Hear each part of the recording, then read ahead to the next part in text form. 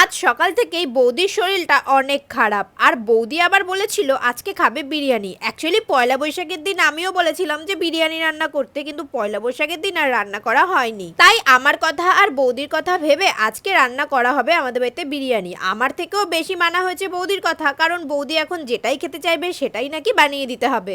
আর এদিকে সকাল থেকে বেচারির শরীর খারাপ, ভেবেছিল একটু উঠে মার হাতে হাতে কাজ করে দেবে, বিরিয়ানির জন্য ভিডিওও বানাবে, কিন্তু সেটা আর করতে পারছে না। এইদিকে আমি আবার কাজ করতে এসে কাজ বাড়িয়ে দিয়েছি। ছুরি দিয়ে সবজি কাটার অভ্যাস আমার থাকলেও আজকে কেন জানি না আমার হাতটা ফট করে কেটে গেল।